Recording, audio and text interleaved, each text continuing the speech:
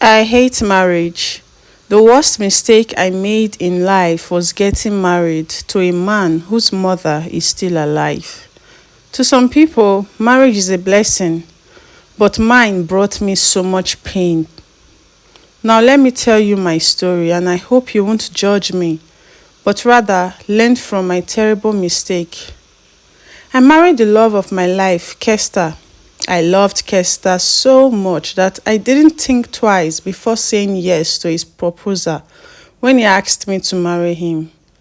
Kester is an only child and his father died when he was very, very young. His mother alone raised him up. Kester and his mother naturally developed an undying love for each other, which in my opinion is not a bad thing at all, being that she was the only parent he knew all his life. After Kester and I got married, I struggled a lot with infertility, and for some years I was praying fervently for the fruit of the womb. I joined all the prayer networks online, attended miracle churches, used different type of holy water and anointing oil, but still no pregnancy. Even when I took in, I would miscarry in few weeks. It was truly a tough time for me. But someone made it even worse for me.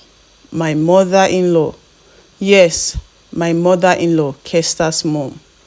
She constantly insulted me and called me barren. She would do anything to frustrate me. I would always cry because even with all the humiliation my mother-in-law gave me on a daily basis, my husband, Kester, didn't address it.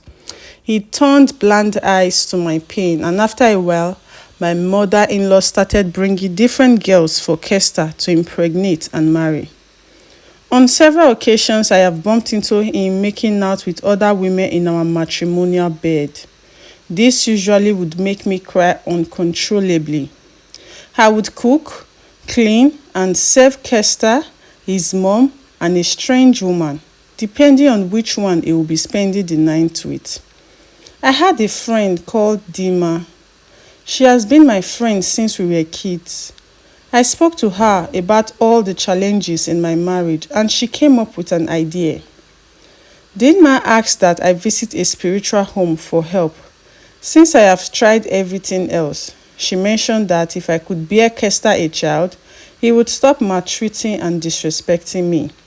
At first, the idea didn't sit well with me, but whenever I remember the pain I feel when I see my husband with other women, I become more determined to do whatever it would take to change my situation.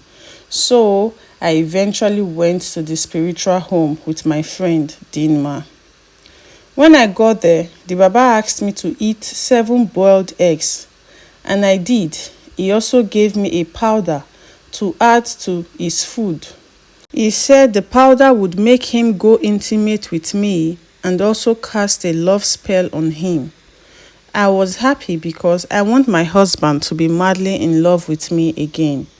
The Baba also went on to say that I would get pregnant and birth a male child, but on the child's 7th birthday, the child would die. He said the 7 eggs I ate represented the years my son would live on earth. I was worried, but I didn't think much about it because I felt before his 7th birthday, I would look for a solution to stop the disaster from happening. So I went home happily and did as the Baba had instructed. Few months down the line, I discovered that I was pregnant and my mother-in-law, who was hostile towards me, started being so nice to me all of a sudden. She started treating me like a queen and she begged for my forgiveness. My husband was so much in love with me again. The marriage became very sweet. I was so happy and at peace.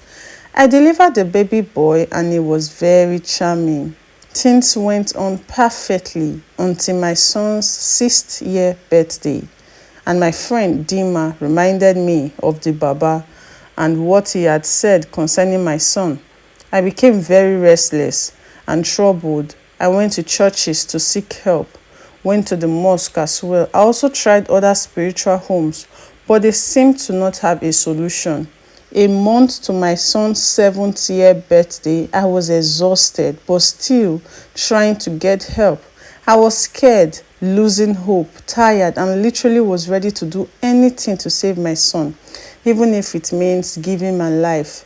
Along the line, I met with this very powerful man of God who started teaching me the basics of Christianity and trusting God's timing.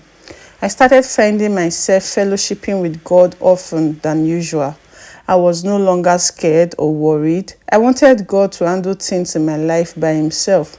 Well, eventually, my son died, but I gained something better: God's love in my heart. My new pastor also made me understand that God cannot preserve for you what the devil gave to you.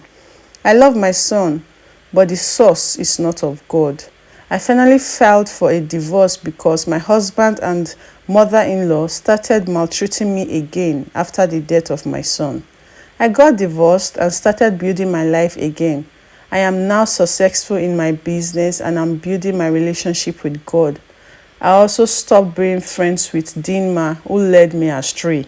My advice to you all is to always trust God. Do not seek help from the devil because it doesn't last for long. Avoid wrong friends that do not draw you closer to God. And God's timing is always the best. Thank you for watching.